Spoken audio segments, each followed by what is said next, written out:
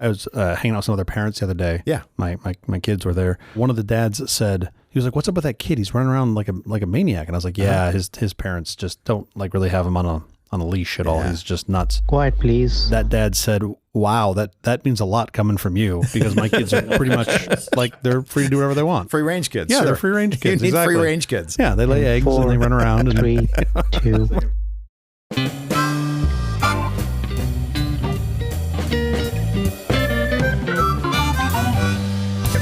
The Awful Company presents a truly terrible podcast. Welcome to Nonsense, episode number 18. I'm Jeff Parker. And I'm CJ Little. This is our take on the week's business, tech, and entertainment headlines. This time, we'll look at the trouble with Ticketmaster and the race to replace Twitter among Blue Sky and Mastodon, and Lemonade, and T2, and more. That's a long list of replacements. Oh, it gets longer. Hang on. I also want to be clear, we're only going to touch on some of the problems with Ticketmaster. There are a lot. Oh, yeah. No, We don't have the enough show's time. only so long. It's only so long. We only have so much tape. Yep. Yeah.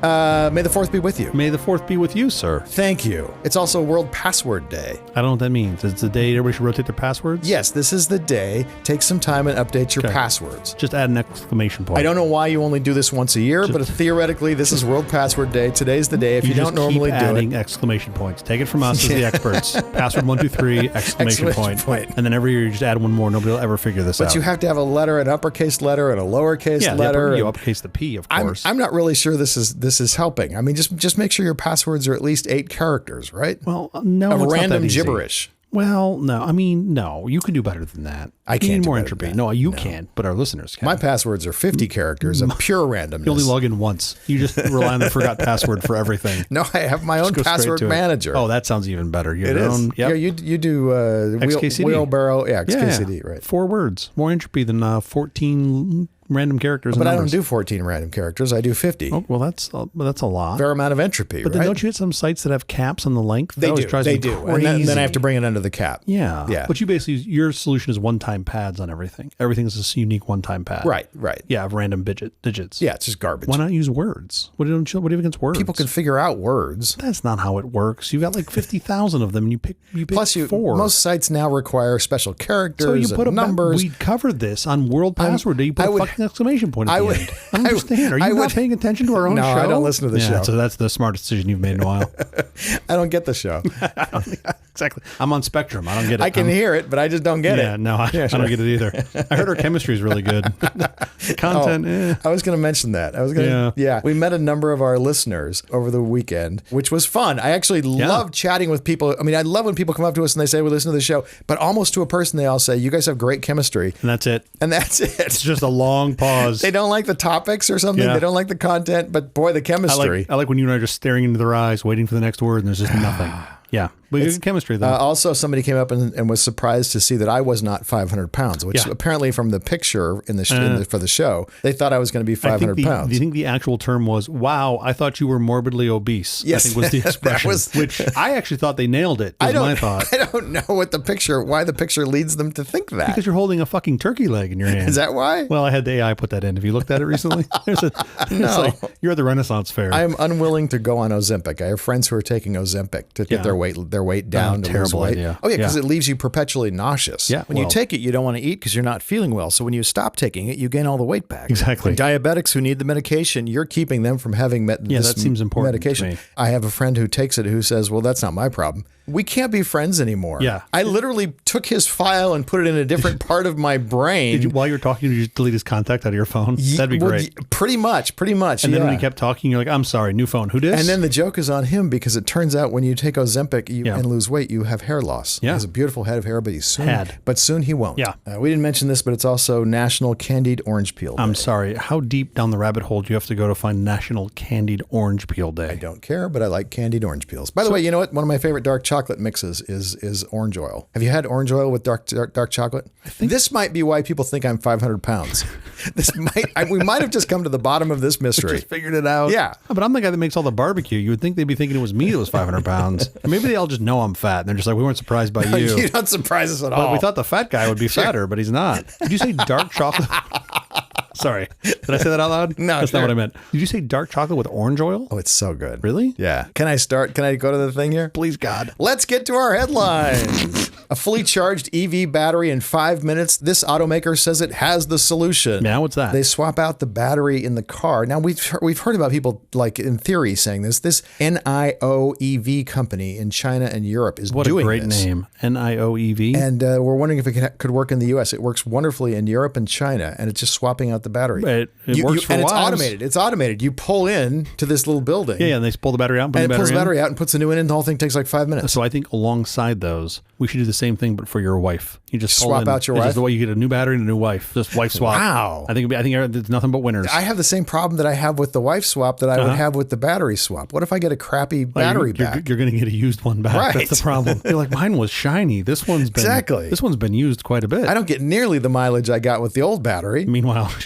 she's on her second pack of smokes. Just drive me home, Jeffrey. Give it back. I want the old one back. That whole swap thing's never going to work for me. I think it might work for me for batteries. It might actually work fine for batteries. I think the battery swap idea is actually a really good one. Because you get 10,000 cycles on a lithium battery. That's like 10 years of battery life. You still would hope that there's like some sort of credit system so that you can, if you know the charge cycle when you get the battery, you're going to charge it a certain number of times. Right. And then when you give it back, that should be like decremented against your total count. Because you don't want to just... Because somebody who drives a lot. Yeah. Well, I'm sure you would probably pay every time you would swap out a battery. It's $3 to swap out your batteries or whatever it is. But you would think you'd want it to be balanced so that you're not, you don't want to go into the brand new battery and instead of charging, you swap it out and then you get some 2-year-old piece of shit that's been cycled out 1,000 times. But the very next time I go in to get a battery, I get a brand new battery from somebody who just, was the reverse of me. Well, so you hope, right? Yeah. That's why I think you need to incentivize them for You that. just have kind of a different mindset in that some batteries are going to be new, some batteries are going to be old, and you're going to get your assortment of them. Yeah, I don't know. I think people would be like, I got a new battery. I'm not going to go to the battery swap. Password stealing macOS keychain malware spotted for sale on Telegram. Now, here's the cool thing about this. This is the Atomic macOS Stealer, which is being sold on Telegram for $1,000 a month, has access to keychain password, system information, and files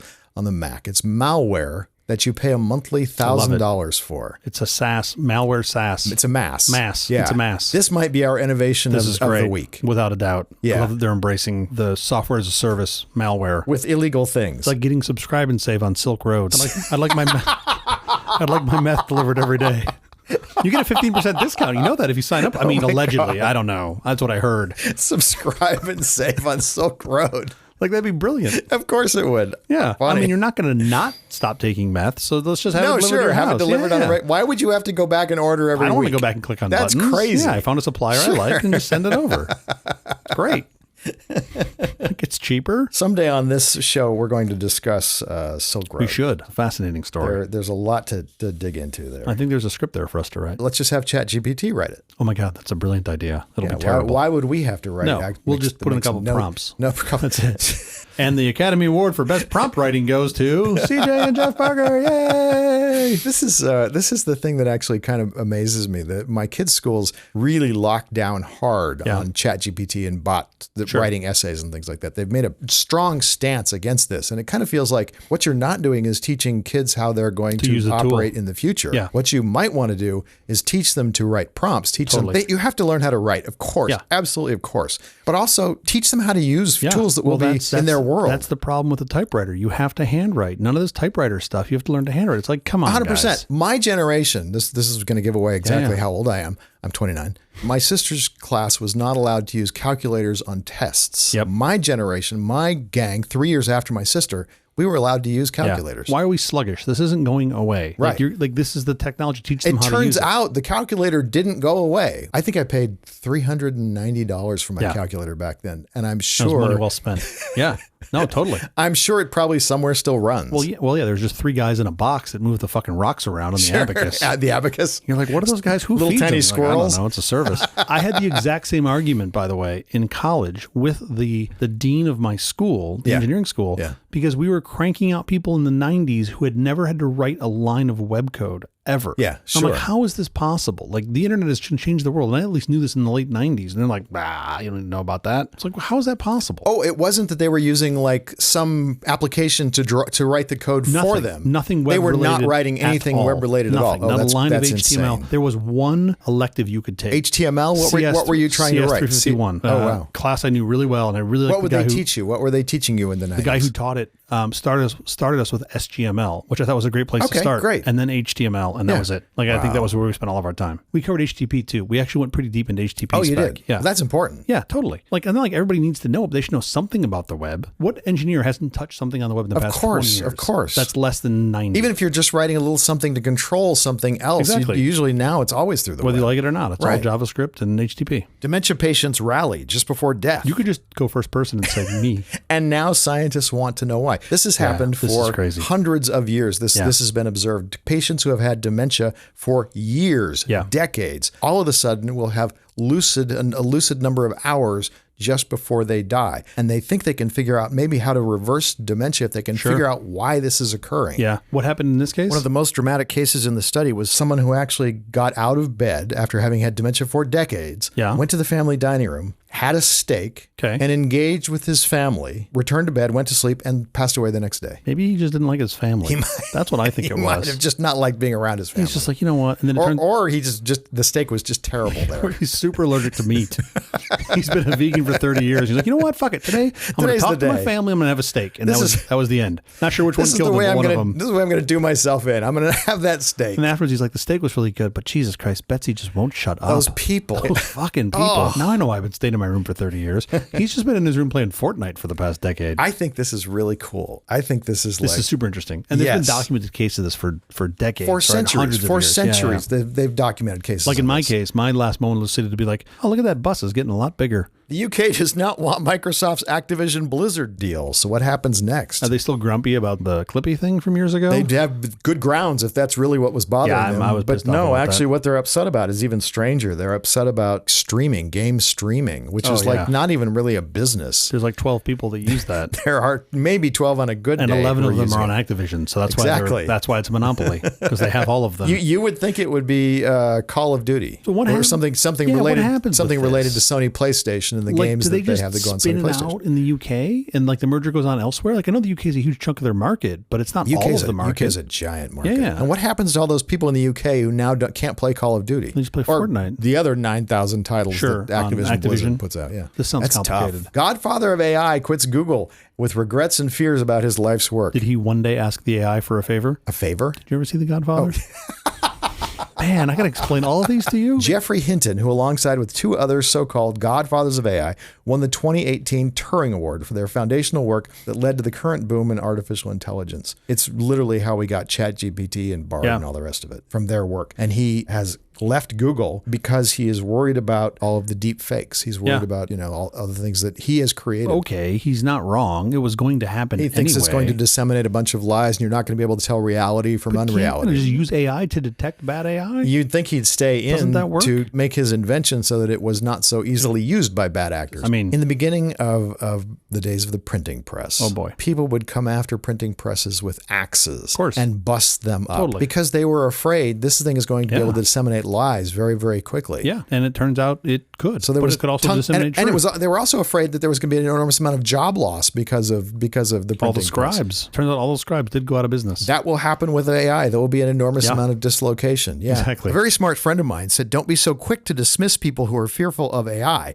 because people are fearful of things they don't understand, and a lot of people don't understand AI." It's the old Arthur C. Clarke quote, right? Like any good technology is indistinguishable from magic. Yes, and that's where we are. Yeah. Like the AI looks like magic, but as it turns out, but in a week or two, it's not going to look like magic. Although if you could get an AI to perform as well as magic did and like play on like a biped, that would be amazing. That will come, right? Oh, for You're talking about the robot basketball players. That will 100% come. God, I can't wait to go to one of those games. Yeah. See, now I'm into like basketball and I'm into baseball. Sure. To see the robots play. Then they have lasers, and they will be much better than human players because they can be, and they never get tired. Backlash against AI supermodels triggers wider fears in fashion workforce. This is a related story. people who have created fashion models who are not real. They're artificial. They're essentially 3D models. I think they're probably 2D. They're pretty thin. Sure.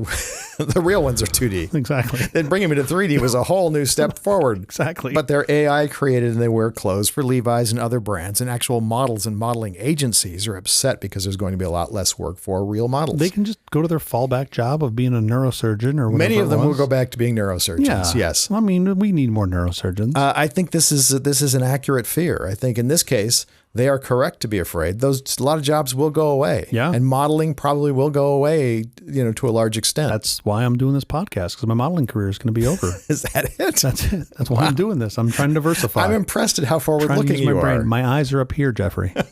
Okay. Okay, enough with the headlines. Up next, CJ is going to talk about the companies we hate the most, or at least one company we hate the most. Yeah, it's a long list, isn't it, these days? Yeah.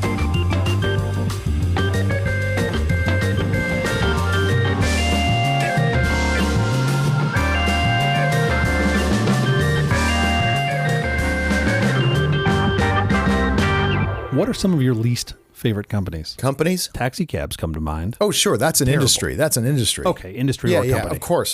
The fact that they won't let us drive anywhere near LAX with mass transit. Sure. Wireless carriers, pretty high on the list. Most people hate their wireless carriers. Nobody runs around going, oh, God, I love AT&T. They're so good. I'm with T-Mobile, and I used to be with AT&T. I really hated AT&T. Yeah. Data speeds in Los Angeles. Terrible. On T-Mobile fly. Oh, really? Yeah. I've heard it's good. I'm actually pretty happy with it. Cable companies, Comcast, Spectrum, Charter. No one ever runs around going, oh, God, I love Comcast. Yeah, and I don't like all the downtime. I mean, exactly. We go offline a lot. And the fact that it's basically, at least from a high-speed network perspective, a monopoly because you can't get anybody else. Basically is a monopoly. Even in Los Angeles, where there are 4 million people in the city, I have one option. I technically have two. I have two options, right. Yeah, but my second option is, wait for it, 1.5 megabits. Oh, yeah, right. It's not really a viable option. As high speed. Right. So it's like I have one choice. You can have any provider you want as long as it's Spectrum. Yeah. Facebook, pretty high on the list. Meta. I don't use Facebook. I don't know. Yeah, but most people dislike them. You're a big fan of surveillance ads. There was probably a time where I didn't like them, and now I don't ever have to think about them. How are you? Literally never go on there. How are you going to know what all the Karens are doing? Well, and also all my parents' friends. How am I going to know what they're doing? Because that's really what my Facebook account had become. So Ticketmaster is commonly on the list for companies that people hate, right? For sure. Because you don't have another choice. Right. Like you really don't. Why don't I have another choice? That's my question. That's really what I wanted to talk about. This doesn't seem like a complicated thing. So Ticketmaster's been around forever.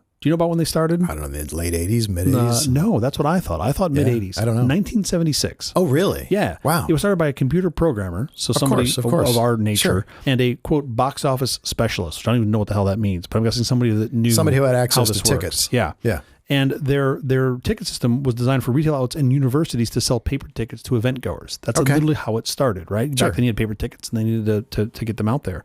And then we had paper tickets until 5 or 6 years ago. I know. Which is crazy. Just wasn't that long ago. At the time, and I don't know if you remember this. I do not remember this at all, and I would thought that I would have. Their largest competitor. Do you remember what the name of Ticketmaster's largest competitor was in the early 80s? Ticket Novice? Ticketron. Oh, I remember Ticketron. Of course. I don't remember that Ticketron's name at all. gone? So Ticketron was wiped out in the 90s. Oh, wow. In the early 90s. Thank you, Ticketmaster. I totally remember Ticketron. I don't at all. But they overtook them by sort of the mid-'80s and became a major player. In 93, do you know who bought Ticketmaster? Another computer guy. I'll give you a hint. Yeah. It's Paul Allen. Paul Allen. You are correct. So he bought 80% of the company for $320 million in 1993 dollars. Cheap at twice the price. But at that time, they're doing over $1 billion in sales. Yeah. In 1993 dollars. They were selling about... By the way, the margins that they must make off of those tickets has got to be just massive. Can it be over 100%? I don't know how you get over 100% margin, but somehow they figured it out. Because there's no cost to what they're doing. Like you literally, once you deploy the network, which now the network cost is basically zero. Almost zero, yeah. Very It's just marketing. It's like Visa and MasterCard. Like you're just marketing at this point. But even what the fuck is Ticketmaster actually marketing? Nobody goes, and goes, oh my God, I'm going to the next Ticketmaster show. No, of course. They're seeing the fucking act that's underneath it. Taylor Swift. Yeah, so grumpy. Well, no, you don't get to see that. That broke the system. You don't get the tickets, yes. Turns out in the code it said, if Taylor Swift, then, break. Sleep zero, wall one.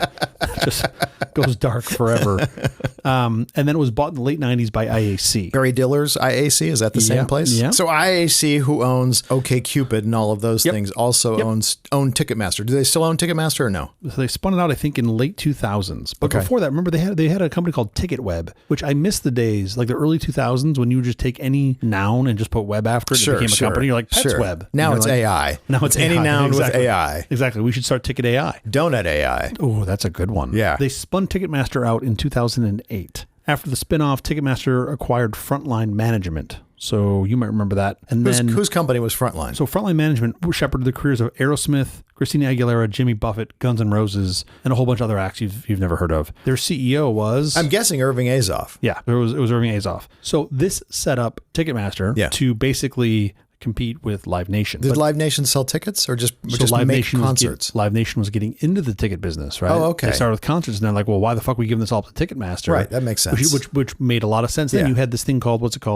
competition. Yes. Which was kind of like interesting. And I remember not really knowing a hell of a lot about antitrust then, but then they merged. Ticketmaster and Live Nation. Yeah. Yeah. Well, sure, that solves the problem. Yeah, of course. The problem that they have of having, that word? Competition. Yeah, that went away. I don't know why there aren't 10,000 of these Ticketmaster companies. This is the easiest piece of tech you could possibly put together. I think they took a page from Mr. Gates's book, and with a lot of these venues, they would sign exclusive deals. They'd lock up all the venues. Well, you have a finite number of venues, right? So but they can't have maybe they've got 70% of the venues. How come somebody doesn't come along and grab the other 30? Well, I think the other 30 are like terrible. It's like your backyard is the venue. Fine, but at least you start, and then you move to 31%, and then you move to 30%. I think that's what we're doing right now, but I think they've capped out. I really don't know, but it seems like that's been a pretty steady percentage of penetration because they do these favored deals with the large venues, and they're just not going to move. Of course. Right? Why would you move off the largest guy and go somewhere secondary when you know that they can, in theory, quote, handle it? Because your artist hates them. So that's what seems interesting to me is the artist owns, from my perspective, the artist owns the consumer way more than Ticketmaster. Right, especially like now, everybody hates Ticketmaster.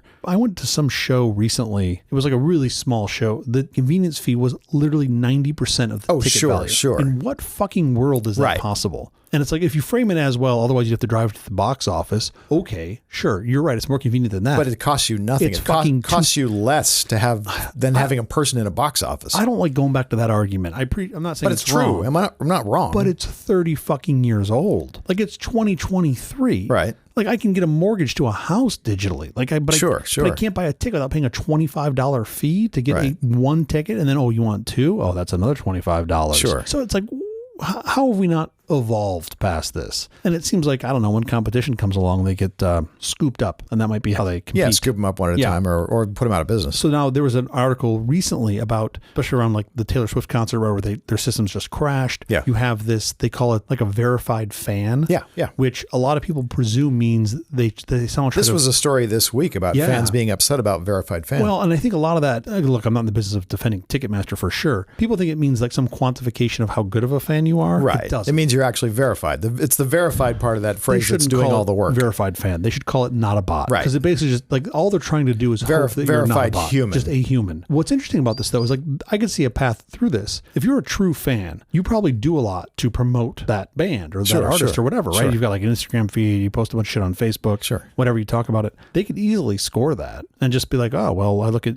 Jeff Parker online and he talks a lot about the Eagles. He's an Eagles fan. So you put him sort of maybe not top of the list. Ticketmaster has no reason to want to do that. That's not of any... That's the opposite of what they want. They have incentive to be the opposite. You'd argue they love bots, right? They just consume all of the shit. If you were a big enough artist, you could say people in my actual paid fan club. Sure. Because you're assuming the people who are actually paying to be in the fan club are not bots. That's what The Cure did. The Cure... Oh, yeah. Something that's crazy. You just print the fucking name on the ticket and then make the staff confirm the name to the actual ID. I have mixed feelings about that because what if you get up getting sick? You can't sell you can't scalp your ticket. Okay, so you get a couple one-time mulligans. You can sell to some, like, there's a path through that. I'm sure it'll be abused, but there's a path, like, I can take your ID or whatever, you've got a one-time code. I mean, here's what artists don't know. If Ticketmaster is absconding with a bunch of the tickets themselves to then put them on the resale market, the secondary market, because you make so much money off of the secondary market. Here's a viewpoint that's interesting that I think I might surprise you by a little bit. So the secondary market really tries to match supply to demand,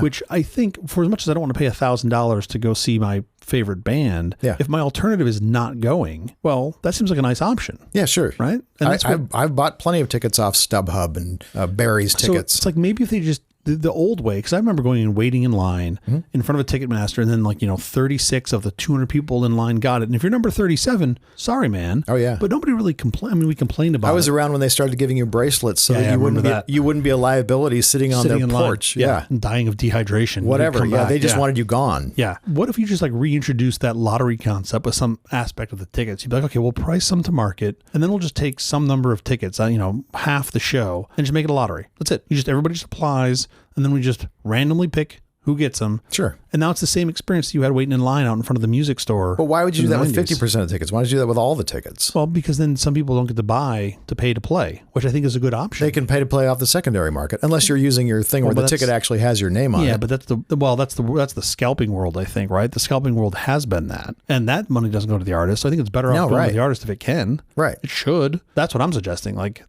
get rid of the scalping world and instead just say, here's all the tickets. We're going to have some cleaved off that people can pay to buy. And then the rest is for the fans. Right. Lottery, you can pick. You can pick what you want. And if you don't get a ticket out of the lottery, okay, you didn't get a ticket. You can buy it off the secondary market if you so choose. Yeah. But at least you get that same version that you had in the 80s and 90s of waiting in line, which was effectively a lottery. Right. Well, you just got there first. Yes, but there's still like a lottery element. Yeah, you might have been the third guy in line. Someone might not get tickets if everybody else, sold them out first. There's a deep rabbit hole on this that you could make this better, where people could buy everything on a ledger. You have everything, you have like the contract that distributes all of the funds. It's all open. Why don't artists insist that, like The Cure, that their fan club, people in their fan club have first dibs on tickets? I think they do in some regard. I don't see many artists doing that. I think they do. I mean, I think Taylor Swift did this. I think The Cure actually tried doing it too. The Cure is the famous one. Yeah. I mean, it totally makes sense. But then what's to say that you, Jeff Scalpers R Us, can't be in the fan club too and buy 10. But you got to pay to be in the fan club. So you're going to pay a little thing and we're going to... The fucking scalpers are for sure. It's huge margin. Right. You have to be in the fan club for a certain amount of time before you're eligible for the ticket purchase. I don't know. You got to put layers and layers on this shit. Yeah, sure.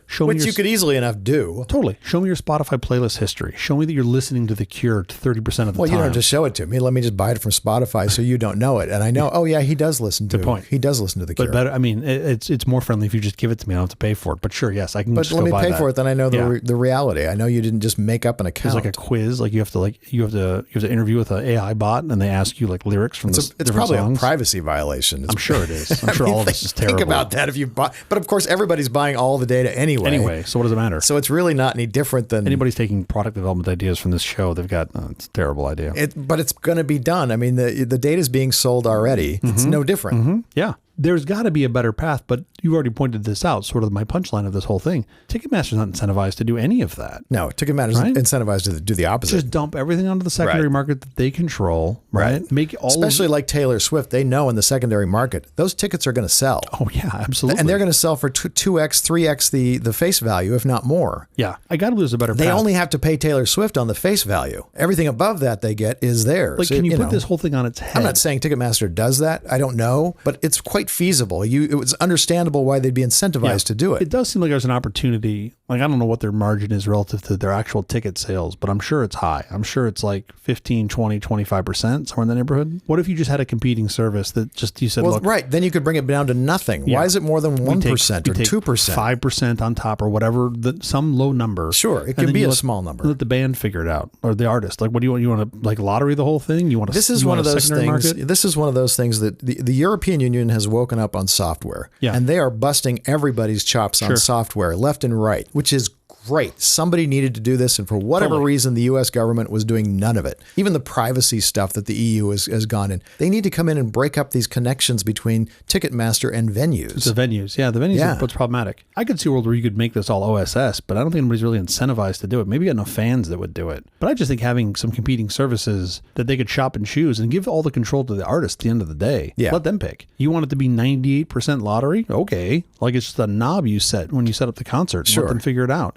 You want all to be secondary market? Okay, that's your choice as an artist. And maybe even legally control it. By the way, Ticketmaster had to go in front of the Senate and answer for the Taylor Swift fiasco that they caused. Yeah, that particular one really stuck out to me because they had to know that was coming. They absolutely had to know that was coming. Of course. They had all the data. They could see everything. But you can project in advance. Do we have enough horsepower to handle the onslaught that Taylor Swift is going to have when in 7 seconds she's going to sell out her concert? Yeah. Now, I totally get Taylor Swift wants to be able to market the fact, hey, I sold out all my tickets in 7 seconds. Aren't I cool? Sure. And make her seem, make her seem like she's a very desirable performer. But on the other hand, it's mathematically calculable what this will do to your computer systems. So you screw it up. It's just because you're bad at math. Yeah. I mean, it's a big problem, but it's still a solvable problem. There's a better path forward, and it ain't with Ticketmaster. They have no incentive to do this. Right. Because they're just pissing away money if they do. They're thugs and villains. Well, that's you saying it. I don't know if that's true. And I want my good tickets. So no, Ticketmaster is the greatest company that ever lived. I've already got Wells Fargo on my ass. I don't need Ticketmaster coming after me too. So how about you take this one, buddy? That is Jeff Parker at hotmail.com. There's never been a company I've loved more than Ticketmaster. Ticketmaster. Oh, that is such a convenience.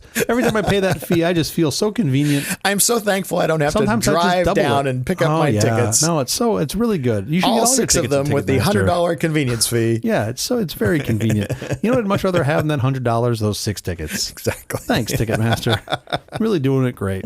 Well, you're the best brand. You know what I like to do? When I go to the show, I take a taxi cab. I take a taxi cab with my Ticketmaster tickets to get down there. These are the greatest people who ever lived. It's a lovely time. And then I eat my Monsanto tomato while I'm browsing the internet using my Spectrum wireless phone. And I really enjoy ordering my tickets using my Spectrum cable connection. Absolutely. My Spectrum, what is it called? Spectrum internet connection. Yep. And then I like to go look up my credit score on Equifax. These are all the companies that I love. Well, up next, Jeff's going to talk about apps that are competing to be the next Twitter. And there's one or two. Who wakes up and says, I want to be the next Twitter. I want to be the next clusterfuck of the internet. Apparently everyone in San Francisco. Yeah. That is probably accurate.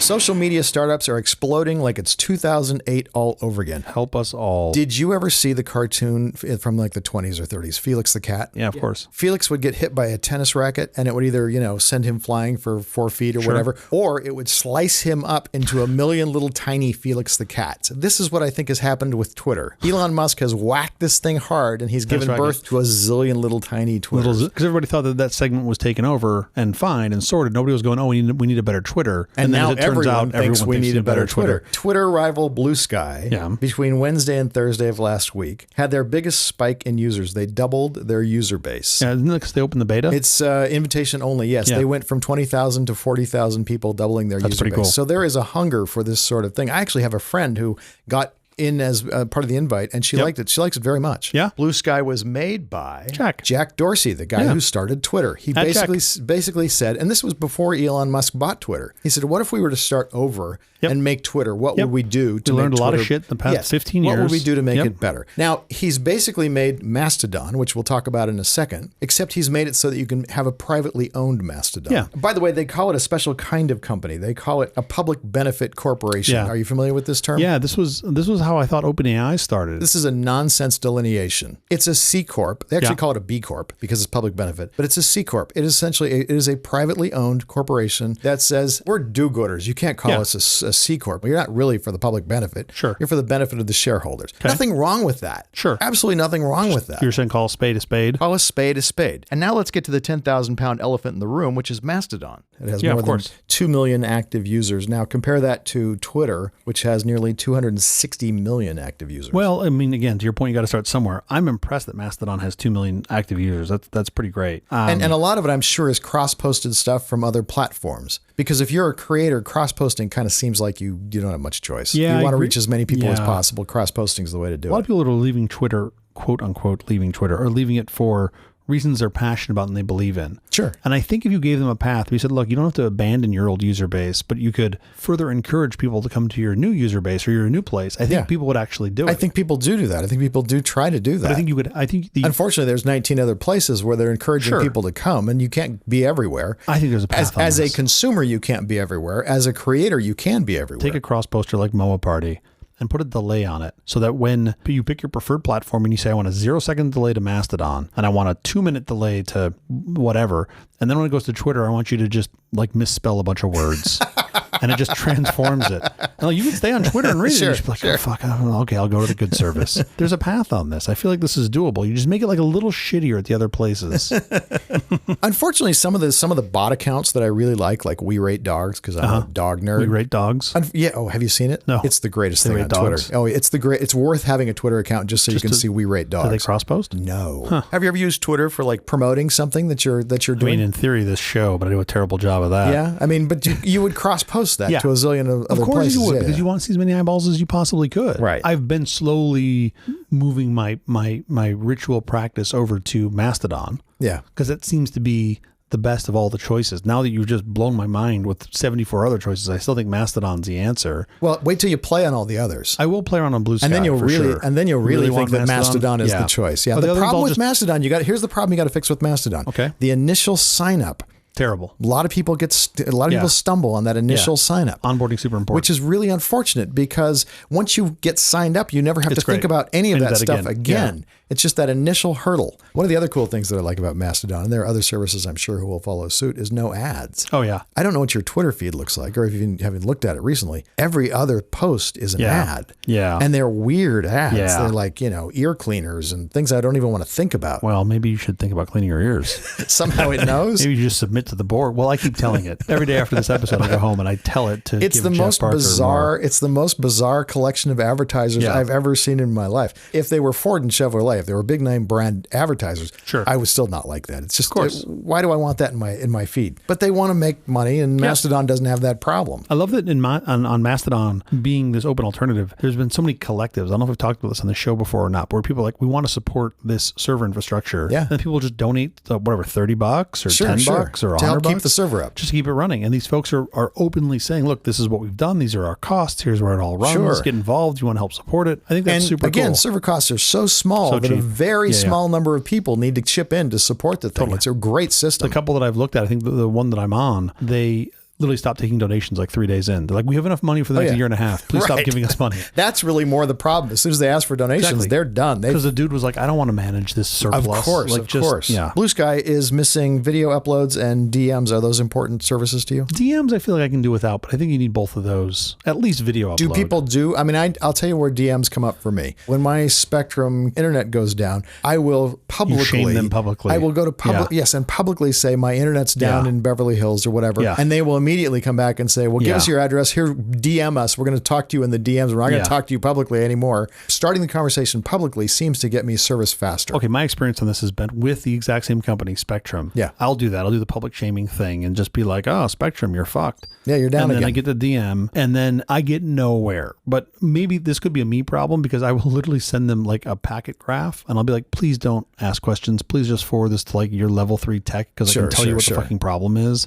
And like, here's a smoke ping graph that literally shows packet loss. Yeah, I'm not fixing their system for them. And then they respond with like, have you tried restarting the modem? And I'm like, I'm gonna fucking come over there and strangle you. Like, seriously, like, I'm telling you this problem. I'm giving you all of the data. Here's sir, unplug the modem. And they're like, count to 10. I'm like, fuck. And then I realized, I always have a moment where I'm like, oh my God, this is me on the other side. When my dad calls me and he's like, the router doesn't work. And I'm like, it's the black box with the fucking antennas on it. And he unplugs the microwave. And I'm like, no, you don't put food in it. And then when you finally get them there, his internet works, and then you're the hero. I'm kind of surprised that Blue Sky exists, because Mastodon's been around for so much longer, and it is basically Mastodon knocked off in a way that it can be made for profit. Yeah, it's federated also. I mean, they're really knocking it off in a lot of different ways. Which I think is why it exists. By the way, you just figured it out. Maybe. This is disappointing to me. This is that whole argument around abandon and fork. The Blue Sky demo that I've seen from my friend who is on Blue Sky, it looks like it's just years behind Mastodon. So a little bit, I don't know if I've been accepted into the wait list yet, not. And Jack, if you could please speed me up. I was not impressed by it. It looked a little... The part that I like about it is the same thing I like about Mastodon. It's decentralized, which means there's no single point of failure. That's the future. We can thank Linus for that. That's absolutely remarkable. I mean, it literally, if Mastodon goes down, you have bigger problems than Mastodon being down. Yeah, exactly. Blue Sky does have what they call algorithmic choice. Are you familiar with this? So you can choose your algorithm? You can choose the algorithm that sorts your feed, which is kind of cool. Mastodon, typically the apps are doing just a chronological feed. Yeah. Do you like a chronological feed, or you prefer it curated somehow? Let me say this in a way that isn't too upsetting to any folks. A chronological ordered feed is not enough. I think you have to have something else. Well, I bust it up into lists, and then I can see things as I want to see them.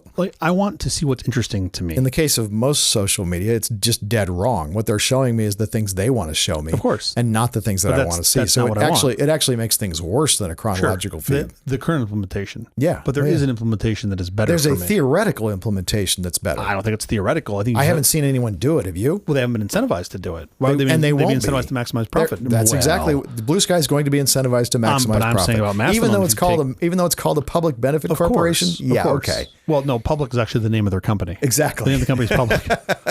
It's the name of the guy who owns it is Public. It's a public John benefit. C. Public. Exactly. Yeah, we're just benefiting him. And you're like, oh, fucking technicality. They got that loophole right through here, didn't they? I appreciate that they have some feeling of wanting to be altruistic, but this is pure facade. I'm going to change my name to Community. Nobody's doing community service. They're just weeding my lawn.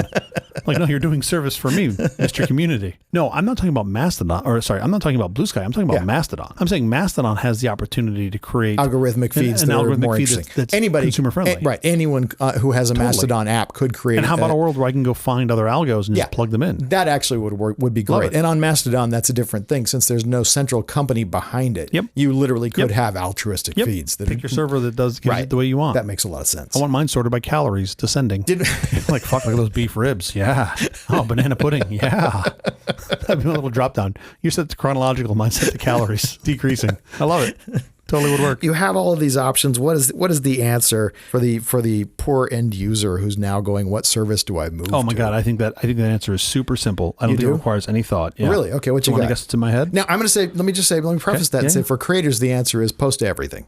Is post everything. Post everywhere. Yes. You want to get your message out, so you want to post everywhere. Okay. If you're selling Coca-Cola, you don't just want to advertise on NBC. You want to be on ABC, CBS, you want to be on CNN, you want to be everywhere. But if you are a end user, if you're a consumer of content, what's your answer for that? That's a harder question. If you're an end user that is agnostic, but agnostic in the sense of like you don't care about all this ass hattery. Yeah. You mean actually about Elon Musk, the blue checks going away and coming back and all that? All that shit. Yeah. By the way, earlier this week, people figured out who had blue checks. If you wrote former blue check owner or something like that, if you put those words in your bio, your blue check would come back. That's it. That's the AI you're afraid of, folks. You write former blue check. I'm going to write my profile, former robot overlord. So when the AIs get here, they're just like, he is a robot overlord. Exactly. Do not kill him. Do whatever he says. He is one of us. By the way... The AI is super bright, but that's how it sounds. Sure. It doesn't sound like Drake or The Weeknd. He's still got that same voice. Yeah, he's still got the same voice. By the way, if you've heard AI synthesized voices, they sound perfect. They sound almost exactly like humans. Just like that. I don't know why Google and Siri are still using these ridiculous stilted voices. Because those guys are all fighting with the classical music department. That's why. The spaceship. That's why. It's all the in-house fighting. Yeah, of course. We already covered that in an earlier segment. My bad. I should have listened. Look, I think if you're a consumer and you don't care about any of this ass hattery, then you just stay on Twitter. Yeah. I think that's the answer, right? And I think it's a terrible answer, but I think we can change that. And I think you have to provide the incentives for people to want to move. Now, if you care about this shit, then I think the answer is even simpler. You go to Mastodon. Yeah, Mastodon. I don't think there's anywhere else you go. Choice. You just go to Mastodon. Yeah, I actually kind of agree with that. And why wouldn't you? I mean, imagine if, and this is a super nerdy example. Although, honestly, even I'm semi-agnostic about the whole thing myself. And I just don't like going to Twitter anymore because there's so much garbage. There's so much junk in my feed. Fair. What happened to my nice feed that had all of the things I wanted to see? Yeah, well, I can't blame all of that on Elon. But a good. But I wasn't getting it before Elon. I wasn't getting ads every other post before Elon. Well, yeah. I mean, when revenue, I was getting a lot of ads. Revenue goes down 98%. You go, well, let's just triple the inventory. That's true. You're like, okay, that last 2% is going to fucking go. Good job. Good job. Like, it's like literally if you handed a $44 billion company over to a bunch of middle schoolers and you're just like, that's exactly right. What would you do? And they're just like, well, this cost number is pretty big. Let's get rid of those guys. And they're like, okay, now what? And they're like, oh. Well, now the revenue number's down. Let's just put up more ads. Didn't think there would be any cause and effect there. What if the whole feed was just ads? Think about how much money we would make. And they're like, have you thought this through? You're fired. Okay. Like, I'll just go now. All right, we have to get out of here. But quickly before we do, have you seen or read anything good this last week? Yes, to keep up with my theme of watching movies that are at least a decade old. Sure. I watched the first half of WALL-E with my kids. By the way, when my kid was of the age when he watched those cartoons, I was going to say I watched a lot of half movies too, but that's not actually true. I would watch about an eighth of the movie and then I'd fall asleep.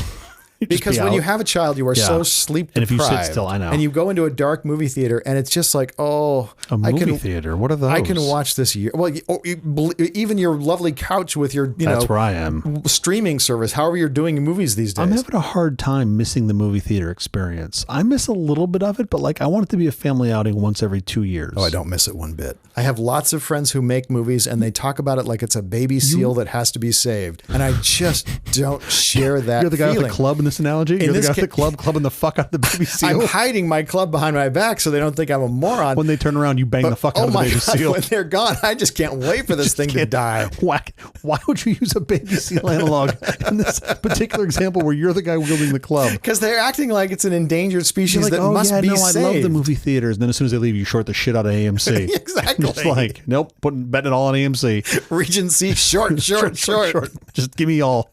I'll take it all. I'll take it. Like, we got this guy in California. He'll take it all.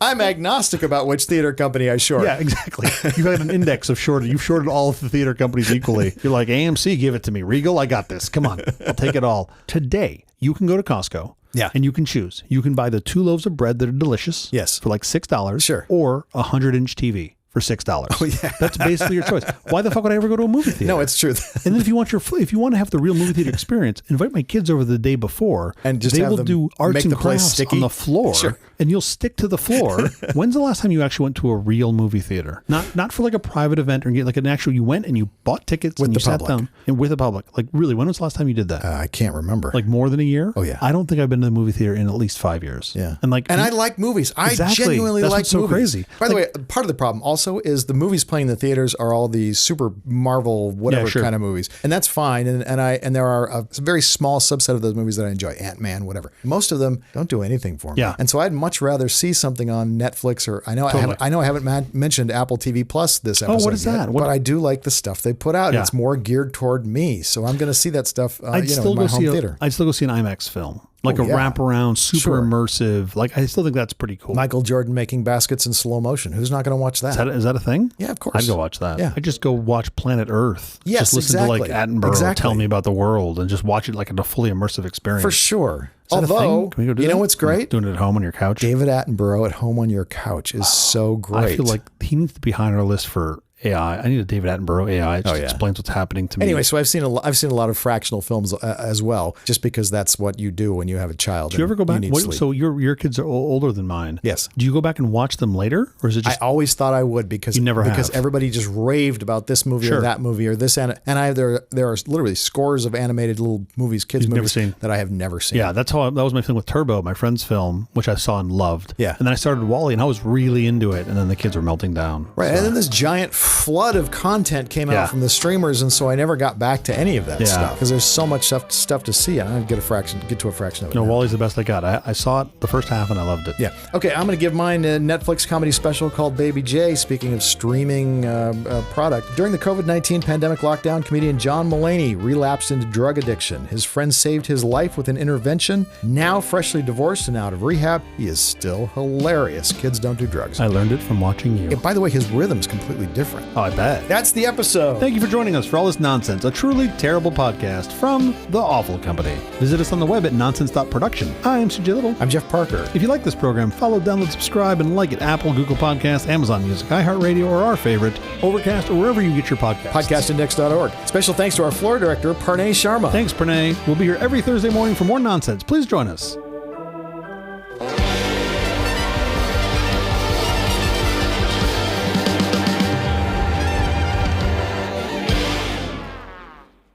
We might not want to use that soundbite as our trailer, by the way. What's that? Some other assholes suck it down and sell it. We might want context on that. I'm just saying, when you edit this later, put some context is at the front. important. Yeah. Sure.